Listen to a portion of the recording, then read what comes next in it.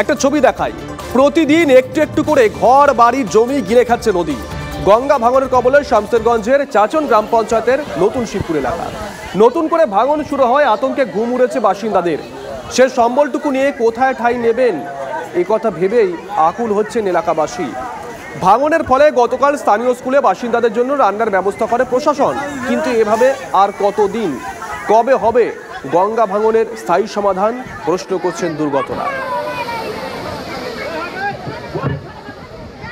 আমরা বলবো পাথর দিয়ে ভালো করে বাঁধানো হোক, বালির বস্তাতে কোনো কাজ হবে না, কেননা এতদিনও হয়নি, এখনও হবে না। কেননা আমরা ভোটের সময় ভোট আসলে ভোট বয়কট করতে পারবো, কেননা আমরা ভোটের সময় এক বোতল মদে বিক্রি হয়ে যায়। ভোট বিক্রি হয়ে যায় বলে এরকম করে সরকার?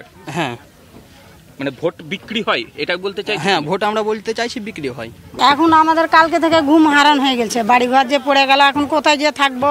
বাড়ি পড়া মাত্র আমি ফিট হয়ে গেলাম, চিন্তাতে ঘুম হয় না রাত্রিবেলায়। এত বাড়িঘর করলাম টাকা পয়সা নিয়ে, তো কোথায় যাব আমরা এখন? খাওয়া দাওয়াও করিনি কাল থেকে, ছেলে রাত্রে এগুলাতেই বসেছিলাম। এত কষ্ট করে করলাম, সবই তলিয়ে গেল, আবার কি করে করবো? আমাদেরকে আমাদের নিষ্ঠুর, আমাদের উপর নিষ্ঠুর হয়ে গেলো যে আমাদের সবই নিয়ে নিল।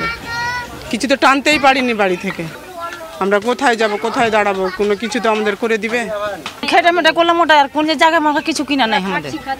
এখন কোথায় থাকবো না থাকবো আমাকে কোনো ই নাই এখন, না এখন কোথায় থাকতে দিবে না সেটা করবে, এখন কোথায় দিবে না দিবে থাকতে।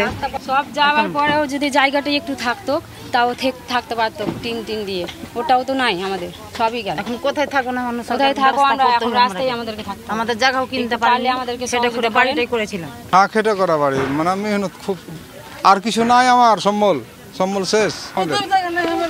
কিনতে পারিনি, কি করবো না করবো দিশা পাই না, এখন ব্যবস্থা করতে হবে আমাকে, না তো কোথায় থাকবো? এইসব ছেলে মেয়ে নিয়ে কোথায় থাকবো? আমরা যেটা চেষ্টা করেছি প্রাথমিকভাবে তাদের যে সংস্থান, বিভিন্ন খাওয়া দাওয়া যেটা দরকার সেটাকে ব্যবস্থা করেছি।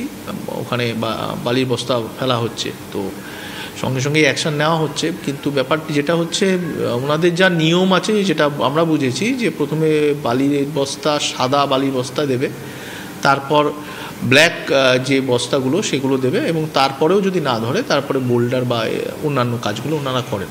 এটা ওনারা আমাদের বলেছেন। শামসেরগঞ্জ খুব হাই ডেন্সিটি পপুলেশনের জায়গা, এখানে জায়গা পাওয়াটা খুব কঠিন কাজ।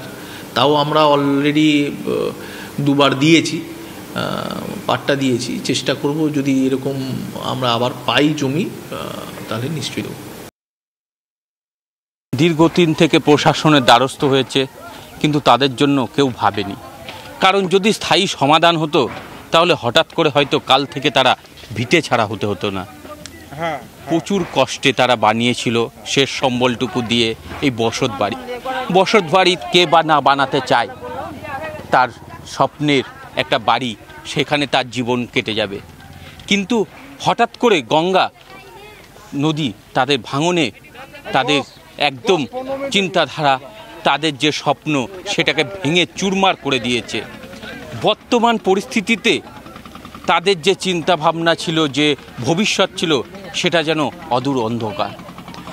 মাথা গোঁজার জন্য একটা ঠাঁই ছিল, কিন্তু সেই ঠাঁই আজকে আর নেই। গতকাল থেকে খোলা আকাশের নিচেই দিন কাটছে তাদের। আগামী দিন কিভাবে, কোথায় দিন কাটাবে? খোলা আকাশের নিচে নাকি অন্য কোথাও? সেই চিন্তায় দিন কাটাচ্ছে পরিবারগুলি। কবে তাদের জন্য ভাববে সরকার? কবে সুরাহা হবে? ক্যামেরায় সিদ্ধার্থর সাথে কৌশিক, TV9 বাংলা।